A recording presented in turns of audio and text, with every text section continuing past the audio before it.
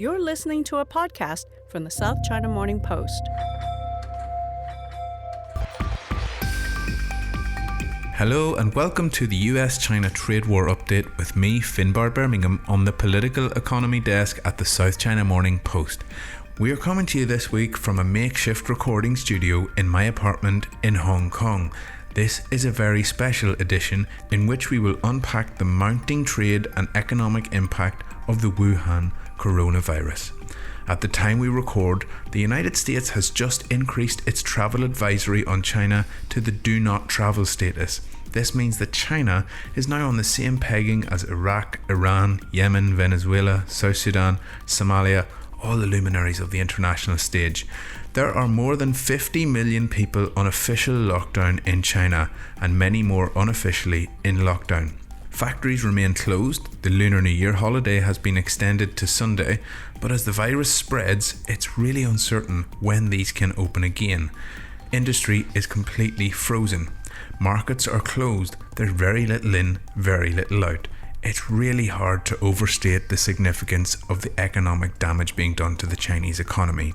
A few examples.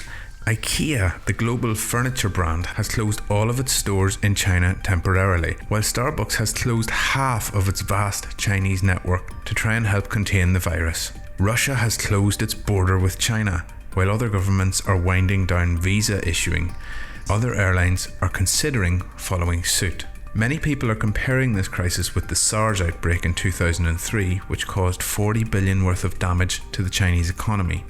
However, the Chinese economy is now much larger than it was back then. There are some huge differences here, including the amount of trade China does with the rest of the world, the amount of international manufacturers who are working in China, and the amount of Chinese tourists who travel across the globe. This is a huge deal. We're going to be joined by Economist Intelligence Unit Global Trade Lead Nick Marro, who just happens to live in my neighbourhood and who came by for a chat to discuss the impact on trade emanating from this virus. Zhou, the political economy editor here at the South China Morning Post, joins us from self-imposed quarantine at his apartment across town in Hong Kong, and he will discuss the economic comparisons between this and the SARS outbreak of 2003. Let's get on with the show. I am joined by Economist Intelligence Unit Global Trade Lead Nick Marro here to discuss the coronavirus impact on global trade. Nick, do you think with all of the backlash against Chinese aircraft, Chinese air traffic, Chinese people travelling to different countries around the world, do you think that we can expect to see the similar sort of backlash with regard to Chinese-made goods, and is that a realistic proposition? I think there's a very significant risk of that happening, particularly because there's still a lot of hysteria in terms of how we're approaching the viral outbreak, and there's still not a lot of understanding in terms of how bad this could get. The estimates on when it could peak vary quite widely, and without that kind of scientific knowledge, there might be an incentive to essentially close the borders, not just to people but also to goods. You have to think about the people who staff some of the ports or the other logistics networks that connect different countries, and their own feelings on exposure to Chinese goods. That might become a significant factor over the next couple of months. I mean, that would be something that really reshapes the economy over the coming months. I was speaking to a trade professor here in Hong Kong during the week, Brian Mercurio, and he was telling me that according to the terms of the WTO, it would be within a country's rights to say we don't want to accept Chinese goods because it would be considered an emergency in international relations, which is a term used in Article 11 of the GATT, the General Agreement on Trade and Tariffs. But I think it would be sort of a moot point at this stage because we've heard so much about how Chinese workers are trapped in their hometowns. Migrant workers cannot return to man the factories and man the construction, the conveyor belts because the Lunar New Year holiday has been extended. Large swathes of China, 50 plus million, are in official lockdown with many more in unofficial lockdown. So regardless of whether or not people want to accept Chinese goods, they may not have the opportunity because Chinese output could be drastically cut here. I think that's right. We've touched really on three different components there, all of which I think are very valid. The first is this idea of closing the borders in terms of an external emergency or just under the guidelines of national security. That's something that we've actually been starting to see happen more and more often over the past couple of years. There's this knee-jerk reaction to kind of couch trade protectionism under this national security framework. In my opinion, it's been abused by a number of countries, but this could provide another pretense for other countries to engage in similarly protectionist behavior. Can you just give us an example of where that's been used, Nick, in recent years? Sure. I think the most obvious over the past 2 years is with the Trump administration. A lot of the tariffs that have been imposed have been on national security grounds, so the duties on steel and aluminum, for example. But even in China, a lot of China's domestic technology policies have been justified by domestic policymakers in saying this is tied to national security. We won't let foreign telcos in, foreign tech companies in, because they present a national security risk. And so that conversation has been happening and is ongoing, regardless of what's going on with the coronavirus. I think even despite all of that, though, that brings me to my second point. We don't really have a strong framework for international arbitration anymore, what with the demise of the appellate body under the WTO. And so even if countries impose these types of restrictions under national security justification, how can you challenge it? It's not entirely clear what the recourse might be. And the third thing, which you mentioned, I think, is maybe in the immediate period, the most pressing issue of all, and that is the impact on the Chinese domestic economy. It's hard to overstate the importance of Wuhan in China. It's one of the biggest and most important cities in central China. It's a huge logistics and transportation hub. The disruptions there are going to inevitably have an effect on the regional economy within China, eventually the national economy as well, and that's going to create a lot of pressure on the international supply chain coming from all that. Sure, and look, with all of these moving parts that we've just discussed, it makes it seem even more fanciful that China will be able to meet the terms of the US-China Phase 1 trade deal. It has to buy an additional 200 billion of US goods and services on top of 2017's levels. So some of those include 32 billion of agriculture, 77 billion of manufactured goods.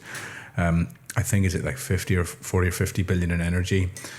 Anyway, regardless, the conversations I've been having over the last week are that these were already quite ambitious targets. This is not going to make it any easier, right? That's how we feel it as well.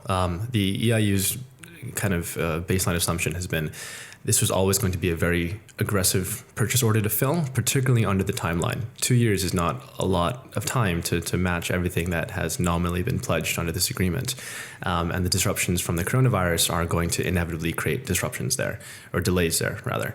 I think that looking at the domestic demand situation in China in particular, there's always been a question of whether China had the inherent demand to justify the purchases that it would be making from the U.S. The virus adds another question on top of all of that in terms of people reducing their economic activity, factories closing, things like that. Particularly if you look at the machinery components in the U.S., for example, or as part of the deal, a lot of those are intermediate components. If factories aren't online, then is there real demand for those intermediate components to come into the country? Yeah. And so we always were quite worried that the trade deal was structured in a way that was almost designed to fail. And I think with everything that's happened over the past couple of weeks, the question is, how will the U.S. react to this? Will the U.S.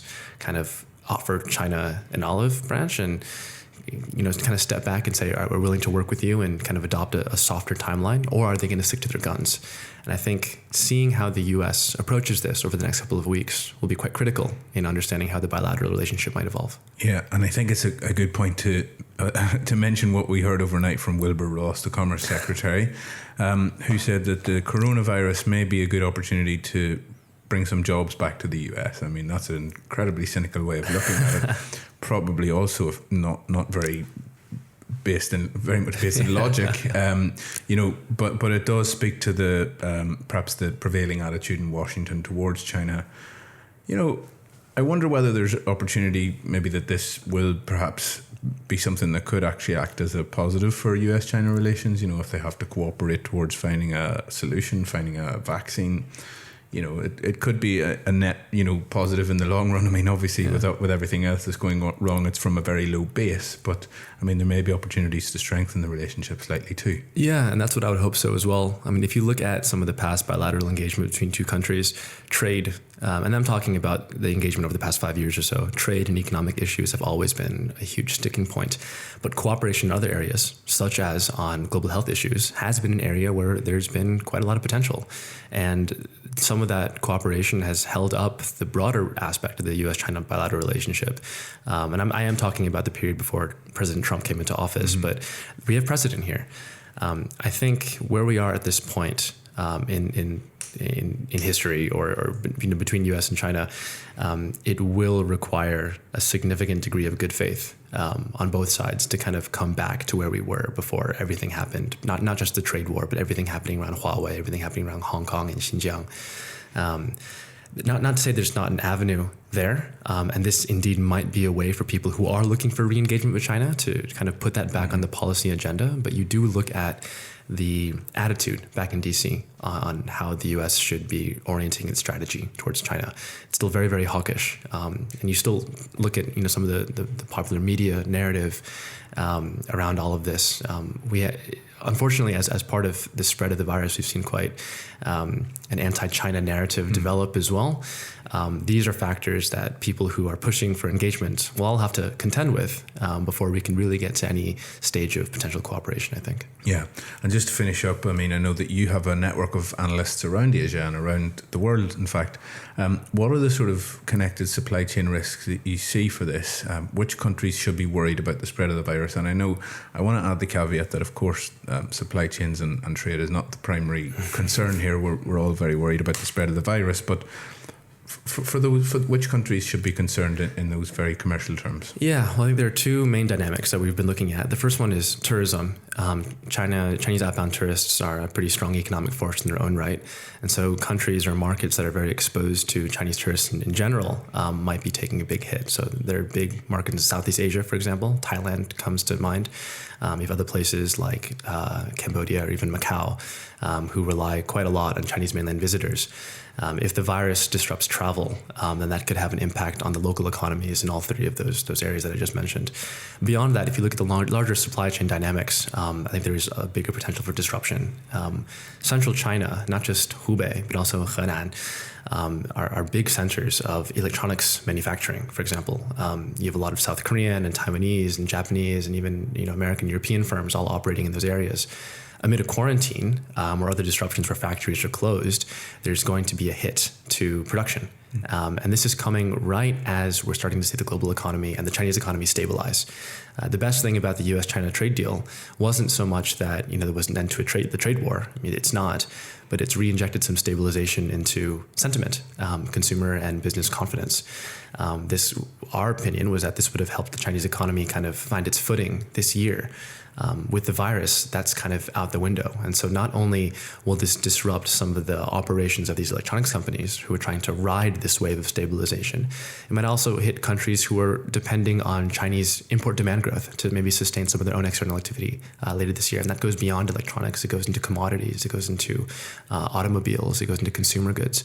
And so the global impact could be quite big. And based on our projections, we're estimating under a worst case scenario, potentially a 1.5% hit to GDP. Chinese GDP? Chinese GDP. Yeah. So our current forecast for China is 5.9 expansion this year. Under the worst case scenario, it might be as down as 4.4. Mm-hmm. If that were to happen, it could drag global growth down as well. We were expecting global growth expansion of 2.3 this year. It might bring it down to 2.1 or 2.0. So really kind of erasing some of that stability story that we were initially expecting. Yeah, 4.4 would be, I think it's important to state how big of a deal that would be. Yeah. I mean, for a Chinese economy that's used to high single-digit, double-digit growth, to go from all of the talk over the past few months was will China be able to maintain 6% growth? So just dipping to 4.4, that's massive. I mean, it's a huge deal. Not much good news today. Some very interesting points, however. Nick, thank you very much for joining us. My pleasure.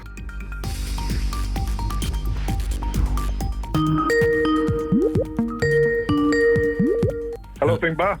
Hello, Zhou. How are you doing? Very good. How's life in quarantine? Well, it's as normal, I guess. Have you got enough to keep you busy? Yes, I have a computer and I have a mobile phone. I think that's enough. And 2 kids. I'm joined on the line by political economy editor Zhou. You may recall in last week's podcast, Zhou was in Hong Kong, but he was just about to leave for his hometown in Zhejiang to celebrate the Lunar New Year with his family.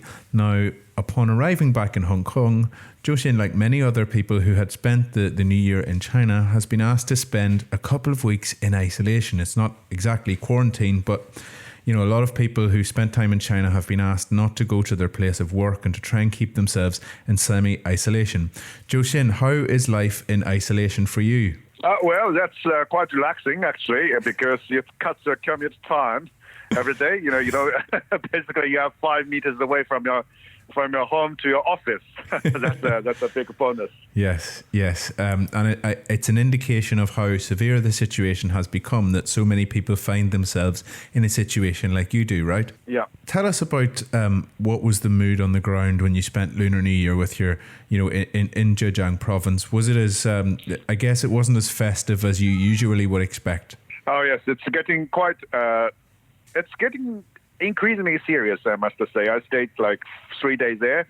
And the first day, some people are talking about the virus. People are aware of the outbreak of the virus, but basically life goes on as normal. And the second day, all the shops, all the restaurants, all the entertainment venues like karaoke clubs shut down by the government. And on the third day, basically everything was a shutdown. It's eerie quiet on the streets, including coffee shops and the breakfast shops. So from the ground, we can see this is possibly the worst in a Lunar Chinese New Year, in my memory at least. Nobody is celebrating, and community officials are knocking at doors of every household, telling people not to visit relatives, not to have banquets, to cancel all the party plans you already have. So it's a quite kind of like extraordinary circumstances. And remember, where I stayed, for this particular city, they have 0 case of suspected case or 0 case of confirmed case. But the vigilance, the precaution measures are no less than other affected areas. It's quite scary to some point. Yeah. And I mean, you were in Beijing around the time of SARS, am I right? That's right. That's true. How does it compare in terms of, on a personal level, does the situation this year remind you of 2003? Well, I think this year is, there are many similarities. It's an outbreak of virus, unknown virus. There's certain panic there. But I think from my personal experiences, I think this year's controls the measures trying to contain the spread of the virus is much more widespread, and it was also much more serious than the SARS, because the SARS is basically Beijing and Guangzhou, these hardest hit areas. So for the rest of the country, to some point, it's business as normal. So there are some closure of factories or some schools, but not as serious as widespread as this time. So, and also another important thing is, China is much more connected these days than 70 years ago. Usually, 70 years ago, it took like a day, from Wuhan to Beijing, but now it's just a few hours. And so it's kind of unthinkable, like one city like Wuhan, where have 5 million people leaving the city just a week, before the Chinese New Year. So it also makes it more difficult to contain the outbreak of the virus, I guess. Yes, and that works economically as well as operationally. I mean, they estimate that the SARS virus cost $40 billion. It caused $40 billion worth of damage to the economy. The Chinese economy is now 4 times larger than it was in 2003. So I think it's reasonable to suggest that this is going to have a much bigger impact, right? Yes. I think it's more than 4 times. By current prices, I think this year, by yuan determination, China's GDP size is about 100 trillion, and in 2003, if my memory is correct, it's less than 12. So it's almost 9 times bigger Chinese economy. And also, the impact will be much more severe because Chinese economy today is much more relying on services and consumption than 2003. services, for instance, including everything that has been shut down in the last week, makes now over half of all the national economy, while in 2003, I think it's still accounted for less than a third. Yeah. So you can see that the economic impact will be much more deeper and wider than the outbreak of the SARS. Mm-hmm. And I think that the services sector is an important one to flag, because when we hear about the US-China situation, all we think about is goods, soybeans and cars and stuff like that, industrial goods. But as you mentioned, it's such a big part of the Chinese economy that perhaps goes unreported outside of perhaps niche publications. The services sector is so huge, and give us an idea of how that has been affected. I saw some things about box office sales and so on over the new year. But Zhou, do you have any figures to illustrate the damage done? Oh yes, I think last year, according to Chinese government figures, in the 7-day New Year holidays, Chinese restaurants and retailers have, in that week alone, has reaped more than 1 trillion yuan in revenues. And that's a lot of money. And for many restaurants, for the many small vendors, for many small merchants, basically this is the best season for them. They make money during that 7-day, and so that they can, have the running cash for the coming spring. And now it's all gone. So this will be the first heavy blow to this sector. This is really tough. And many travel agencies, they can barely survive if this continues for another 4 or 5 weeks. Yeah. And maybe people will be jobless. And imagine, in the retailing sector alone, I think there are tens of 40 million people are employed in that sector. And, in restaurants and hotels, another 7 million, at least 7 million are employed, even by Chinese government official data. So it's a very big black swan for China in the first year of 2020s. Yes, absolutely. So what do you feel like people are what's their expectation about the cycle of this virus and how that might play into the economy? Are they expecting a huge dent in the official GDP for the year, or do they think that it will be a shorter run event? Well, it really depends on how this outbreak continues, right? If in a very positive scenario, say the whole coronavirus situation can be brought under control in next 1 or 2 months, and everything resumes to normal, business goes on as usual, then this will be possibly most of the impact will be in the first quarter. And although it's still just 1 month, and many economists are saying the growth rate in the first quarter could be much lower than 6% or even lower than 5%. And that will be a huge challenge for the Chinese government, which will prompt Beijing to rethink its economic policies for this year. Possibly they will have more fiscal deficit, and possibly central bank will be more determined in easing monetary policy. And even with these kinds of policies, it's still a huge challenge for China to meet its target of maintaining a growth rate of about 6%. And remember, if the growth rate is below 5.6%, it will be a political disaster, because that means China cannot fulfill its first strategic goal of doubling its GDP size from 2020 compared to 2010.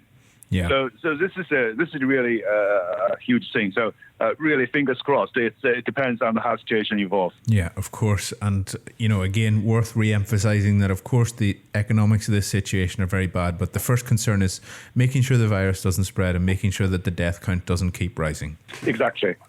Sure. Zhou, thank you so much for joining us, and stay safe in your quarantine. Thank you, Finbarr. Thank you for listening to the US-China trade war update. I've been Finbarr Bermingham. Please like, share and subscribe wherever you're listening to this, and follow us on Twitter at SCMP Economy. If you do want to follow me on Twitter, it's at FBirmingham, and if you want to know how to spell that, you can listen to previous episodes. Stay tuned to scmp.com for future updates on all things coronavirus and the Chinese economy. See you next week. You've been listening to the US-China Trade War Update, presented by Finbarr Bermingham. If you want to take a deep dive into the stories of people affected by the trade war, search for Behind the Tariffs. a 7-part series taking you from Chicago to Shanghai, Hong Kong to Ho Chi Minh City to meet the business people dealing with tariffs coming from both the US and China. Behind the Tariffs, available on iTunes, Spotify, Stitcher, and iHeartRadio. Another podcast from the South China Morning Post. For exclusive first-hand insights and analysis of China's AI industry, you need the China AI Report 2020, produced by the SCMP research team with input from the big names and pioneers in China's AI industry. It's what you need to understand and utilize AI for your business strategy. For an exclusive 50% discount, simply send an email to research@scmp.com and use the promo code EARLYBIRD in the subject header. Offer ends February 2nd. The China AI Report 2020 by SCMP Research.